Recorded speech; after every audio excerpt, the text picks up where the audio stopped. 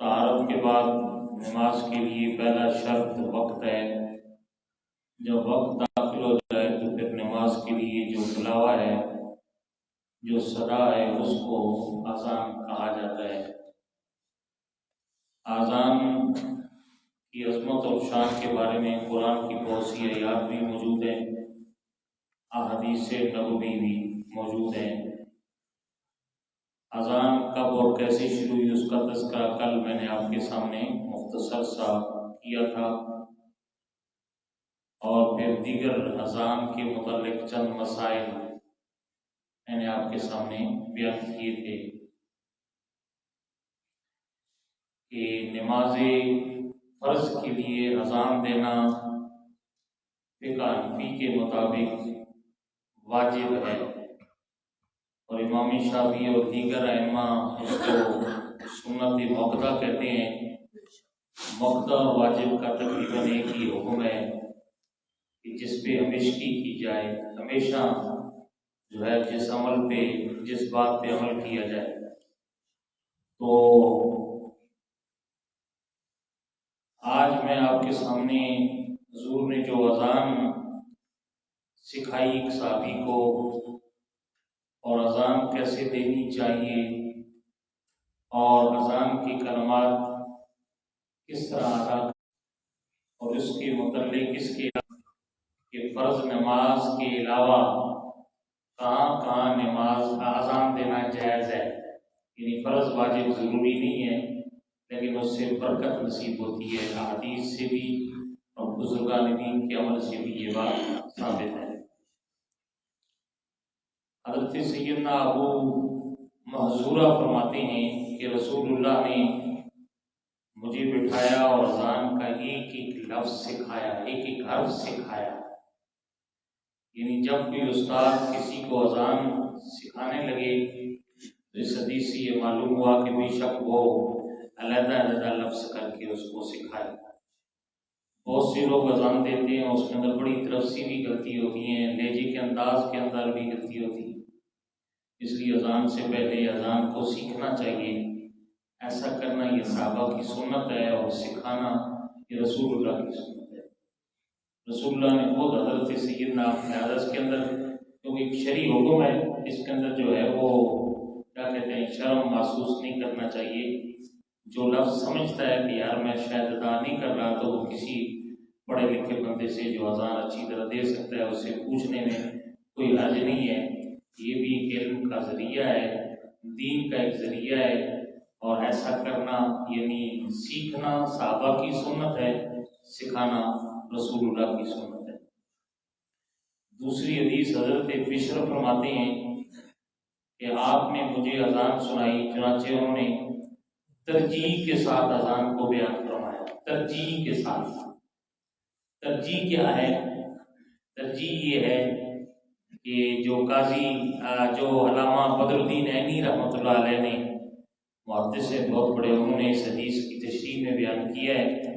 وہ فرماتے ہیں اذان میں ترجیح کا مطلب یہ ہے کہ مؤذن شہادتین، جو اللہ کی وحدانیت کی شہادت ہے اور رسول اللہ کی رسالت کی شہادت ہے، وہ ذرا پست آواز میں کہے، اور پھر جب وہ حی علی الصلاۃ اور حی علی الفلاح پہ پہنچے تو یہاں سے آواز بلند کر لے، کیونکہ اصل یہی مقصد ہے نماز کے لیے بلانا، فلاح کی طرف آؤ، نماز کی طرف آؤ۔ ٹھیک ہے نا جی؟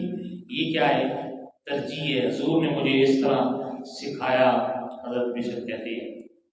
تو یہی امام شافعی اور امام مالک کا بھی عقیدہ ہے۔ لیکن اگر کوئی بندہ اس کے علاوہ بھی ترجیح کو چھوڑ کے اذان دے گا، یعنی سب ایک آواز میں ایک انداز میں دے گا، تو تب بھی کوئی حرج ہو نہیں ہے اذان دینے میں، بالکل بلا کراہیت اس کے لیے بھی اذان جائز ہے۔ آگے تیسری حدیث ہے، حضرت عبداللہ ابن زید فرماتے ہیں کہ رسول اللہ نے فرمایا کہ اذان اور اقامت کی کلمات آپ نے فرمائے دو مرتبہ کہا کرو۔ کیا ہے؟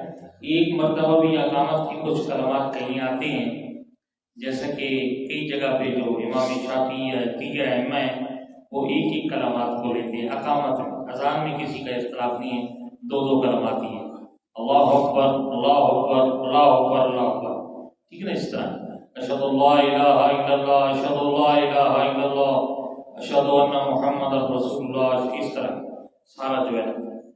لیکن بعض جو ہے روایات کے اندر آتا ہے کہ ہم اقامت میں صرف اکیلا اللہ اکبر اشہد اللہ الہ الا اللہ اشہد ان محمد، اس طرح بھی اقامت بعض جو ہے وہ علماء کہتے ہیں اس کی روایات میں ملتی ہے، لیکن اصح سے حدیث یہی ہے کہ حضور نے اذان اور اقامت کے کلمات دو مرتبہ ہی ارشاد فرمائے ہیں۔ اور اس پہ ہمارے پاس ایک اور حدیث بھی ہے جس کے راوی حضرت سیدنا عبداللہ ابن زید رضی اللہ تعالیٰ عنہ ہے، اور یہ فرماتے ہیں کہ ایک مرتبہ حضرت علی کسی مؤذن کے پاس سے گزرے اور جو اقامت کو ایک مرتبہ کہہ رہا تھا، تو آپ نے فرمایا اس کی ماں اس پہ روئے۔ یہ عرب میں جملہ کہا جاتا ہے جب کسی پہ ناراضگی کا اظہار کیا جاتا ہے کہ اقامت کے کلمات دو مرتبہ کہو، اس وجہ سے کہ یہ دونوں اذانیں ہیں، یعنی اقامت اور اذان دونوں ایک ہی چیز ہے، صرف اقامت کو قد قامت الصلاۃ کے ساتھ مختص کیا گیا ہے، یعنی قد قامہ میں صرف جو ہے وہ قد قامہ، یعنی اقامت میں صرف کیا ہے قد قامت الصلاۃ کا اضافہ کیا گیا ہے، ورنہ اذان اور کیا ہے اقامت دونوں ایک ہی الفاظ ہیں، ٹھیک ہے نا جی۔ تو اسی پہ ہمارا جو ہے وہ عمل ہے، اور اسی پہ اکثر امت جو ہے وہ عمل کر رہی ہے۔ اور اگر کوئی اس کے علاوہ ایک مرتبہ اقامت کے الفاظ کہتا ہے تو تب بھی اس کو آپ ناجائز یا دین سے خارج یا ایسے فتوے نہیں لگا سکتے، ٹھیک ہے نا جی، وہ بھی احادیث ملتی ہے۔ اب چند باتیں میں آپ کے سامنے کہ فرض نماز کے لیے تو اذان واجب ہے، ٹھیک ہے نا جی، لیکن کسی نفلی صرف نماز کے لیے واجب نہیں ہے، ضروری اذان دینا کوئی ضروری نہیں ہے نفلی کے لیے۔ حضور نے قضا کے لیے بھی اذان دی ہے جیسا کہ آپ سن چکے، ٹھیک ہے نا جی، لیکن کوئی اگر بندہ نفل پڑھنا چاہتا ہے اشراق کے، چاشت کے، اوابین کے، تہجد کی اذان دے دے تو غرض نہیں، بعض علاقوں میں تہجد کی اذان بھی دی جاتی ہے، ٹھیک ہے، مقصد ہوتا ہے لوگوں کو اٹھانا اور بلانا۔ تو اسی طرح عیدین کے لیے اذان نہیں ہے، جنازے کے لیے اذان نہیں ہے، ٹھیک ہے جی، آپ بارش کی نماز پڑھ رہے ہیں اس کے لیے اذان نہیں ہے، یا سورج چاند گرہن لگا ہوا ہے اس کے لیے نماز پڑھی جاتی ہے۔ آج کل تو ہم نے یہ ساری نمازیں چھوڑ دی ہیں، ہمیں پتہ ہی نہیں ہے بہت سے لوگوں کو کہ نماز یہ پڑھی کیسی جاتی ہے۔ حالانکہ امام الانبیاء صلی اللہ علیہ وسلم جو ہی سورج یا چاند گرہن لگتا تھا تو فوراً آپ مسجد میں تشریف لے آتے۔ اسی طرح اذان جب بارش نہیں ہوتی تھی امام الانبیاء صلی اللہ علیہ وسلم سارے لوگوں کو لے کر میدان میں نکل جاتے تھے اور نوافل پڑھتے تھے، نماز پڑھتے تھے بارش کی، اللہ بارش عطا فرما دیتا تھا۔ یہ ضرور طریقہ ہے، لیکن اس کے لیے اذان ضروری نہیں ہے۔ اسی طرح اذان اور کب دی جائے جس سے برکت نصیب ہوتی ہے، کہیں آگ لگ جائے، کہیں کیا ہو جائے آگ لگ جائے اور آگ بجھ نہ رہی ہو، بڑی شدید آگ ہو، تو میرے آقا نے فرمایا جب کہیں آگ دیکھو تو کثرت کے ساتھ اللہ اکبر کا ورد کیا کرو، اس کی برکت سے آگ جو ہے وہ ختم ہو جائے، یہ حضور کی حدیث ہے۔ تو اس سے علماء باز فرماتے ہیں کہ اللہ اکبر 6 مرتبہ ہے اذان میں، اور دیگر جو کلمات ہیں وہ بھی بابرکت ہیں، رب کی وحدانیت اور رسول اللہ کی رسالت کا ذکر ہے، اچھے کلمات ہیں۔ تو یوں اگر کوئی بندہ کثرت کے ساتھ اذانیں دے جب آگ لگ جائے تو اس کی برکت سے بھی آگ بجھ سکتی ہے، آگ کیا ہے بجھ سکتی ہے، لیکن عقیدہ ہونا چاہیے کہ حضور کا فرمان ہے، اور جہاں آگ لگے وہاں اللہ کا ذکر کیا جائے تو اللہ اس ذکر کی برکت سے، ٹھیک ہے نا جی، آگ کو ختم کر دے گا۔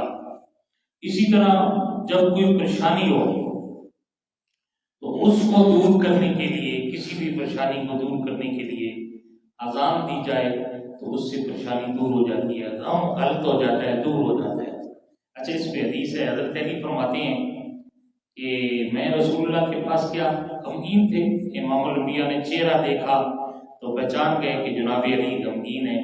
حضور نے فرمایا علی آج غمگین نظر آ رہے ہو، تو آپ نے فرمایا علی اس طرح کرو، کسی گھر میں مرد کو کہو نا تمہارے کان میں اذان پڑے، اس کی برکت سے تمہارا غم دور ہو جائے۔ ہمارا غم کیا ہو جائے گا؟ دور ہو جائے گا. یعنی اگر کوئی بندہ غم زدہ ہو جائے، کوئی چیز چوری ہو جائے، نقصان ہو جائے، ہوتا ہے نا کہ بندے کو ہزار جو ہے وہ غم زدہ، تو غم دور نہ ہو رہا ہے، جس کو ہم اپنی زبان میں بلڈ پریشر کہتے ہیں، ہائی ہو گئے، ٹھیک ہے نا جی، یہ بھی کسی پریشانی کی وجہ سے ہوتے ہیں. تو اس وجہ سے آپ جو ہے وہ اذان کان میں کسی مرد کو کہیں وہ پڑھے تو یقیناً اس کی برکت سے میرے نبی کا فرمان حق ہے اور یقیناً جو ہے وہ مصیبت دور ہو جائے گی. اچھا، اسی حدیث کے ضمن میں بعض ہمارے بزرگ، کوئی یہ واجب ضروری لازمی نہیں ہے، ٹھیک ہے نا جی، قبرستان میں جب کسی مردے کو دفن کرتے ہیں، بعض علاقوں میں یہ رواج ہے، تو آپ اس میں کفر کا فتویٰ نعوذ باللہ نہیں لگا سکتے، ٹھیک ہے نا جی، اچھا عمل کر رہا ہے، اللہ کا ذکر کر رہا ہے.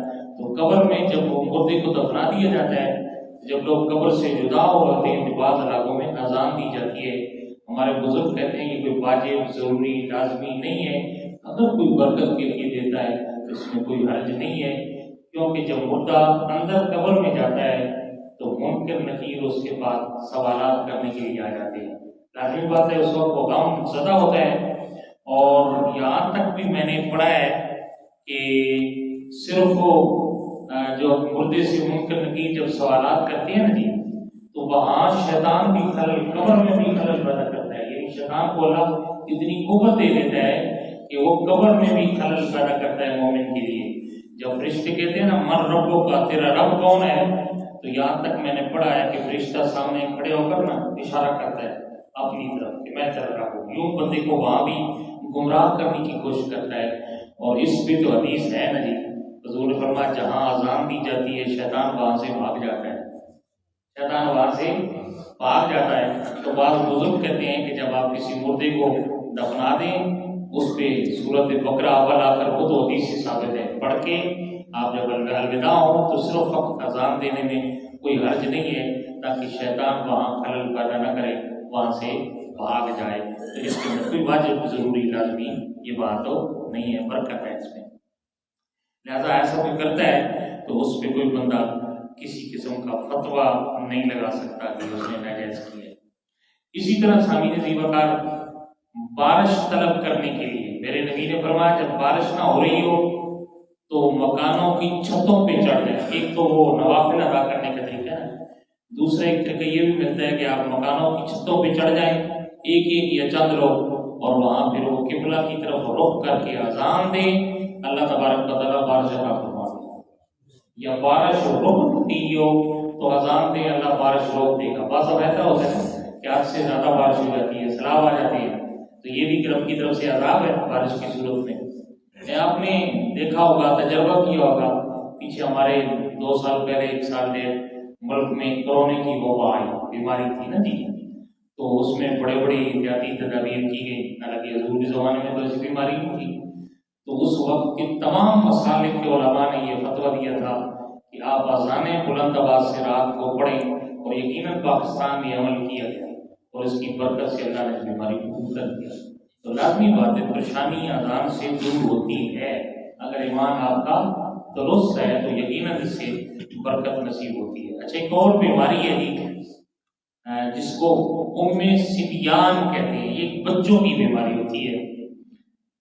بچہ دن بدن جو ہے وہ بالکل کمزور ہو جاتا ہے، اس کو سوکڑا ہم اپنی زبان میں کہتے ہیں، پچھاواں جو پنجابی میں پتنی آپ اس کو آپ اپنی زبان میں کہتے ہیں، عربی میں اس کو صبیان کہتے ہیں. بچہ بالکل باریک ہو جاتا ہے، کمزور ہو جاتا ہے، اس کے ساتھ کوئی چیز بنتی نہیں، یہ صبیان ہے. امام حسین سے یہ روایت ہے کہ حضور نے فرمایا جب بچہ پیدا ہونا تو اس کے دائیں کان میں اذان، بائیں کان میں اقامت پڑھیں تو وہ بچہ ساری زندگی صبیان کی بیماری سے محفوظ رہے گا. ٹھیک ہے نا جی. تو آج کل جدید دور آ گیا ہے، ہم نے انگریزوں کی جو ہے وہ نقل شروع کر دی ہے. اذان اسپتالوں میں اللہ ماشاء اللہ کہاں دی جاتی ہے، تو بہت کم لوگ اہتمام کرتے ہیں. جب کسی کو اللہ اولاد دے تو اذان دیں، رسول اللہ کی سنت سے ثابت ہے. حضور نے حضرت امام حسن حسین کے کاروں میں خود اذان پڑھی ہے. تو ایسا کیا کریں تاکہ آپ کی اولاد، بچے جو ہیں وہ بیماریوں سے محفوظ رہیں. علامہ جلال الدین سیوطی کے زمانے میں یہ بچوں میں بیماری عام ہوئی تو انہوں نے یہی کہا تھا کہ لوگوں نے آج رسول اللہ کی سنت کو چھوڑ دیا ہے، بچوں کے کانوں میں اذان دینا چھوڑ دیا۔ تو ام سریان ایک بیماری ہے جس سے بچہ بالکل سوکھ جاتا ہے، بالکل کمزور ہو جاتا ہے، تو جب وہ پیدا ہو تو اس کے کان میں اذان دی جائے تو یہ بیماری اس سے بھی اور راستہ بتانے کا کوئی سبب پیدا ہوتا ہے، کوئی بندہ آ جائے گا، اس کی کوئی رہنمائی کر دے گا۔ اور اس طرح بھی حدیث کے اندر آتا ہے کہ کچھ اللہ کے فرشتے ہوتی ہیں اسی لیے جو انسانی شکل میں پھر رہے ہوتے ہیں۔ جب کوئی بندہ مومن کسی مصیبت میں، جنگل میں، مشکل وقت میں آتا ہے تو جب رب کو پکارتا ہے تو رب اس کی مدد کے لیے ان فرشتوں کو بھیج دیتا ہے انسان اور اس کی وہ رہنمائی کرتے ہیں۔ ایک لمبی بات ہے، میں اس طرف نہیں جانا چاہتا، تو برحال اس سے غم بھی دور ہوتا ہے اذان سے۔ اور یہ بات یاد رکھیں کہ میں نے حدیث میں پڑھا تھا کہ حضور نے فرمایا فرض نماز کے بعد سب سے بڑی عبادت کسی مسلمان کو خوش کرنا ہے، کسی مسلمان کو خوش کرنا ہے، اس کے غم کو دور کرنا ہے۔ اور امام حسن سے ایک روایت ہے کہ حضور نے فرمایا کسی مسلمان کو خوش کرنا یہ بہت بڑی عبادت ہے، بہت بڑی عبادت ہے اللہ کی بارگاہ میں۔ تو کسی بندے کو آپ نسخہ بتا دیں کہ ہم نے حضور کے حدیث کے حوالے سے سنا ہے، بھی کوئی زیادہ ہوتا ہو یا کسی کے آپ بھی ہے سرکش جنات آ جاتے ہیں۔ آج کو تو جنات کے لوگ بہت سے ڈھونڈنے شروع کرتے ہیں تو ہم کو دو نمبری لوگ لوٹ لیتے ہیں۔ آج کل تو یہ کاروبار بن گیا ہے، تویز کے نام پہ، جن نکالنے کے نام پہ آپ کچھ بھی نہ کریں۔ میں نے یہ پڑھا ہے وہاں اذان دی جائے کثرت کے ساتھ، جس گھر میں کوئی سرکش جنات ہو وہ جنات چلے جائے، ٹھیک ہے نا۔ کسی کا بچہ بد اخلاق ہو جائے، اس کے کان میں اذان پڑے، اللہ اس کی بد اخلاقی کو دور کر دے گا، بد مزاج ہو جائے۔ یہ اللہ کے نام کی برکات ہے، صرف ایمان تو رکھے نا جی جناب۔ اسی طرح اگر کسی کے ہاتھ کوئی سرکش جنات آ گئے ہیں، اس کے کان میں کثرت کے ساتھ اذان پڑے، یقیناً وہ جنات اس کو چھوڑ کے چلے جائیں۔ یہ حضور کے بتائے ہوئے راستوں کو ہم نے چھوڑ دیا ہے، ٹھیک ہے نا جی۔ ہم اللہ کے علاوہ اور غیر لوگوں کے پاس چلیں گے، بس یہی سب کچھ ہمارا کرے گا جی، ایسا نہیں ہے۔ رب حقیقی مددگار ہے اور اس کے نبی نے جو راستہ بتایا وہ عمل کریں تو یقیناً تمہاری مشکلات خود بخود گھر میں حل ہو جائیں گی۔ ان لٹیروں سے بھی آپ بچ جائیں گے جن کے پاس جاتے ہیں تویز کے نام پہ، چھو چھا کے نام سے، اور وہ آپ سے پیسے بھی لے لیتے ہیں، وہ تو ان کے پاس کچھ بھی نہیں ہے۔ آج المیہ یہ ہے کہ ہم لوگوں نے عامل لوگوں کو کامل بنا لیا، لیکن عمل ایک ہنر ہے، ایک فن ہے جی۔ جنات وغیرہ تو یہ ایک عمل ہے نا جی، ایک ہنر ہے۔ اچھا یہ آپ بھی سیکھ سکتے ہیں، میں بھی سیکھ سکتا ہوں، یہ ایک ہنر ہے آگے جس کے بعد اس نے اپنا کام شروع کر دیا۔ لیکن ایک ہوتا ہے کامل کو تویز لکھنے کی ضرورت نہیں پڑتی، وہ نگاہ کرتا ہے اگلے کے دن کی دنیا تبدیل فرماتا ہے۔ اس لیے کاملین تلاش کریں اور عاملین سے بچیں۔ یہ سب ڈرامہ ہے عاملین والا، ٹھیک ہے نا جی۔ اس لیے کاملین لوگوں کی صحبت اختیار کریں جو کامل ہو، اور کامل وہی ہوتا ہے جو شریعت محمدی کا پابند ہوتا ہے۔ یہ بات یاد رکھیں، بنیادی بات ہے۔ اگر کوئی بندہ کہے نا صرف تصویر گلے میں ڈالنے سے یا کڑے ڈالنے سے یا پگڑی یا جبہ، اس سے کوئی کامل نہیں بنتا۔ میرے مصطفیٰ نے فرمایا کچھ لوگ ایسے ہیں جو بظاہر لباس تو ان کا بڑا محل کچیل والا ہوتا ہے، لیکن خدا کی قسم رب کی بارگاہ میں اتنا مقام ہوتا ہے کہ اگر وہ قسم اٹھا لیں تو میرے رب کی قسم کو پورا کر دیتا ہے۔ اگر وہ کہہ دیں کہ آج بارش ہوگی، رب ان کی قسم کی لاج رکھتا ہے بارش کا۔ اس لیے آج ہم نے معیار کیا بنا رکھا ہے کہ کامل وہی ہے جی جس نے اچھا لباس پہنا ہو، امامہ ہو، بہت بڑا جبہ ہو، تصویر ہو اس کے ہاتھ میں یا گلے میں ڈالی ہو، وہ جی کیا ہے بندہ، وہ بندہ کامل نہیں۔ کامل کی یہ علامات نہیں ہے، لباس کا کوئی تعلق نہیں ہے کامل کے ساتھ۔ کامل وہ ہوتا ہے جس کا دل پاک ہو، بولو جس کا دل ہو۔ اس لیے ہمارے بزرگ کہتے ہیں اگر کوئی بندہ ہوا میں بھی اڑ رہا ہے، آج ہم دیکھیں نا ہوا میں بھی اڑ رہا ہے اور شریعت محمدی کا باغی ہے تو وہ باغی ہے، کبھی کامل نہیں ہو سکتا۔ اس لیے اپنی سوچ کو تبدیل کریں، اپنا معیار بنائیں جو اللہ نے اور اس کے رسول نے صدیقین کی اور صالحین لوگوں کی علامات بیان فرمائی ہیں، ان کی طرف دیکھیں۔ حضور نے فرمایا، حضور سے پوچھا کہ حضور کامل بندہ کون ہوتا ہے؟ فرمایا اس کے چہرے کو دیکھو نا تو بندے کو خدا یاد آ جاتا ہے۔ کیا آ جاتا ہے؟ خدا یاد آ جاتا ہے۔ جس نے چہرے میں رسول اللہ کی سنت سجانا گوارا نہیں کرتا، داڑھی رکھنا گوارا نہیں کرتا، وہ رسول اللہ سے محبت کر سکتا ہے؟ بولو جتنا جو رسول اللہ سے محبت کا وہ دعوے دار ہے ایک داڑھی نہیں رکھ سکتا وہ کیا کرے گا؟ اس لیے یہ بات ہمیں سوچنی چاہیے. ہم بجا ویسے جو ہے لوگوں کو پیچھے لگ پڑتے ہیں، ایسا نہیں ہونا چاہیے. کچھ حقیقت بھی ہے اور اس حقیقت کو سننا چاہیے اور سمجھنا چاہیے. اللہ تبارک و تعالی ہمیں اس پہ عمل کرنے کی توفیق نصیب فرمائے، کاملین کی صحبت نصیب فرمائے. آمین. الحمدللہ رب العالمین والصلاة والسلام علی سید الانبیاء والمرسلین. اللهم صل وسلم دائما ابدا على حبیبک خیر الخلق کلہم. یا رب ذوالجلال ہماری اس حاضری کو قبول فرما. امام الانبیاء کے توسل و تصدق سے رسول اللہ کی ارشاد عالیہ کی روشنی میں زندگی بسر کرنے کی توفیق نصیب فرما. زمین و آسمان کی برایات سے محفوظ و معمون فرما. شیطان کی شر سے محفوظ و معمون فرما. مولا کریم زمین کے اندر ہر موڑ میں، زندگی کے ہر موڑ میں شیطان کی شر سے محفوظ و معمون فرما. شریعت محمدی کے مطابق زندگی بسر کرنے کی توفیق نصیب فرما. ہمارے صغیرہ کبیرہ گناہوں کو معاف فرما. یا اللہ ہم میں سے جو پریشان ہیں ہمارے پریشانی کو دور فرما، جو بیمار ہیں ہم کو صحت نصیب فرما. یا اللہ جو لوگ جو ہے وہ پریشان آ رہے ہیں ان کی پریشانیاں دور فرما. جو بھی روزگار ہے مولا اس زمانے کے اندر انہیں پاک طیب روزگار کی نعمت سے مالا مال فرما. یا اللہ کسی کے سامنے ہاتھ پھیلانے سے ہمیں محفوظ فرما. اپنے در کا ممتا رکھ اور اپنے غیب کے خزانوں سے ہماری مدد فرما. یا اللہ جو مسلمان بچوں کی اولاد کے حوالے سے پریشان حال ہے ان کی پریشانی کو دور فرما. جو صحب اولاد ہیں ان کی اولاد کو نیک اور صالح اور والدین کی دلوں اور آنکھوں کا سکون فرما. یا اللہ جن کے بچے جوان ہیں بچیاں جوان ہیں ان کے لیے بہترین رشتوں کے اسباب پیدا فرما. تو مسبب الاسباب ہے، سب پہ کرم اور مہربانی فرما.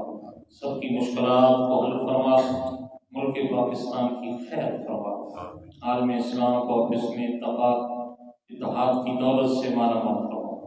ربنا تقبل منا انك انت السميع العليم وتب علينا يا مولانا انك انت التواب الرحيم.